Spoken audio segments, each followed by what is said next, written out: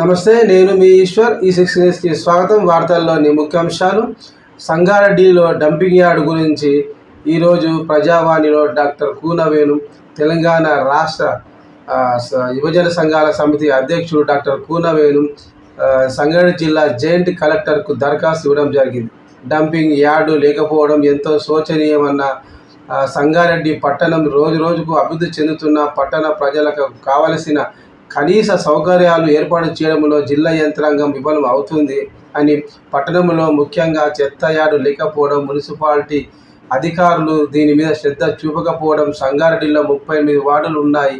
చెత్త సేకరణకు ఎన్ని బండ్లు ఉన్నాయో అవి ఏ వార్డులో చెత్తను సేకరిస్తాయో తేలడం లేదని, ప్రతి వార్డులో ప్రజలను కదిలిస్తే చెత్త బండ్లు వస్తున్నాయని అడిగితే, చెత్త తీసుకువెళ్తున్నాయని అడిగితే 2-3 రోజులకు ఒకసారి వస్తున్నాయని కాలనీ ప్రజలు అంటున్నారు. మరి ఇప్పుడు ఆయన మాట్లాడిన మాటలను మరి విజువల్స్లో చూద్దాము.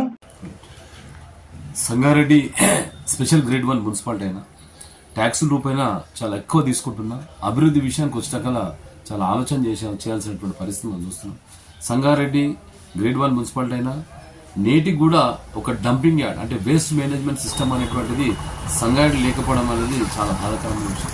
ఇప్పుడు 38 వార్డులు ఉన్నాయి. మనం 38 వార్డులకు సంబంధించినటువంటి ఎన్ని ఆటోలు వస్తున్నాయి, ఎప్పుడు వస్తున్నాయి, ఏ క్షణాలు వస్తున్నాయి, అసలు చెత్తని ఎట్లా సేకరించిన తర్వాత ఎందుకు చెత్త అక్కడక్కడ ఆ కూడల లోపల, ప్రధాన కూడల లోపల డంపింగ్ లెక్క తయారవుతుంది అనేటువంటి దాన్ని ఆలోచన చేస్తే చాలా భయంకరమైన విషయాలు కూడా బయటకు వచ్చేటువంటి పరిస్థితి. ఎందుకంటే సంగారెడ్డి అంటే ఈరోజు ప్రపంచంలో కానీ భారతదేశంలో కానీ ఒక అద్భుతమైన ప్రాంతం. ఎందుకంటే పక్కకి ఐఐటి ఉన్నది, మాంజిరా ఉన్నది, సింగూరు ఉన్నది, ప్రజలు కూడా చాలా మంచి ప్రజలు ఉన్నారు. కానీ ఎట్లా అభివృద్ధికి ఎంత శరవేగంగా అభివృద్ధి చెందాల్సినటువంటి మన సంగారెడ్డి ఈరోజు డంపింగ్ యార్డ్ లేకపోవడం అనేది చాలా బాధాకరమైన విషయం. ఇక్కడనే ఎమ్మెల్యే ఉంటాడు, ఇక్కడనే కలెక్టర్ గారు ఉంటారు, ఎస్పీ గారు ఉంటారు, జిల్లా అధికారులు, యంత్రాంగం మొత్తం సర్వం ఇక్కడనే ఉంటుంది.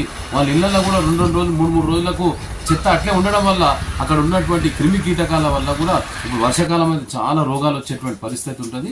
ఎందుకంటే ఆరోగ్యమే మహాభాగ్యం. ఆరోగ్యంగా ఉంటేనే దేశం కూడా ఆరోగ్యంగా ఉండేటువంటి పరిస్థితి ఉంటుంది. ఇప్పటికైనా సరే రాజకీయాలన్నీ పక్కకు పెట్టి, వాళ్ళు చేసిన గత ప్రభుత్వం చేయలే, ఈ ప్రభుత్వం చేయలే, ఏ ప్రభుత్వం చేసిందని పక్కకు పెట్టేసి ముక్త కంఠంగా యుద్ధ ప్రాతిపదికన సంయుక్తంగా అందరం కలిసి ఈ డంపింగ్ యార్డ్స్ వేస్ట్ మేనేజ్మెంట్ సంబంధించినటువంటిది తీసుకొని మన సంగారెడ్డికి ఒక మంచి పేరు ప్రతిష్టలు తీసుకురావాలి. ప్రజల యొక్క ఆరోగ్యాన్ని రక్షించాల్సినటువంటి, ఎందుకంటే ట్యాక్సులు తీసుకున్నప్పుడు ఖచ్చితంగా ట్యాక్సులు ఏదైతే ముక్కు పిండి వసూలు చేసినప్పుడు ఖచ్చితంగా ఈ డంపింగ్ యార్డ్ ఏదైతే వేస్ట్ మేనేజ్మెంట్ సిస్టమ్ ఏదైతే ఉందో తీసుకురావాల్సినటువంటి బాధ్యత కూడా మన మున్సిపల్ వాళ్ళకు ఉన్నది, అధికారులకు ఉన్నది, పాలకులకు ఉన్నది అనేటువంటి విషయాన్ని కూడా తెలియజేసుకుంటూ, లేకపోతే ఇది ప్రజా ఉద్యమం అయితే. ఎందుకంటే సంగారెడ్డి ప్రజలు చాలా సౌమ్యులు, మృదు స్వభావాలు, ఏ రోజు కూడా పెద్ద ఎత్తున అంగం ఆర్భాటాలు చేయకుండా వాళ్ళు సౌమ్యంగా వాళ్ళ జీవితాన్ని కూడా సాగించుకునేటువంటి పరిస్థితి. ఇన్ని సంవత్సరాలను కూడా వాళ్ళు వ్యతిరేకిస్తారంటే వాళ్ళ మంచితనాన్ని తీసుకొని ఆసరాగా చేసుకొని ఇప్పుడు కూడా పట్టించుకోలేరంటే సంగారెడ్డి ప్రజలు ఒక్కసారి మేల్కొరనుకో, ఒకసారి మీరు ఆలోచన చేసుకోండి అని చెప్పేసి కూడా ఈ6 ఛానల్ ద్వారా హెచ్చరిస్తున్నా. లేకపోతే నేనే, నా పేరు కూనవేణు, నన్ను ఏం చేసుకున్నా సరే నేను 1% కూడా నేను బాధపడా. నేనే దీంతో అతి త్వరలో పెద్ద ఎత్తున సంగారెడ్డిలోనే ఉద్యమం ప్రారంభించడానికి నేను ప్రయత్నం చేస్తా.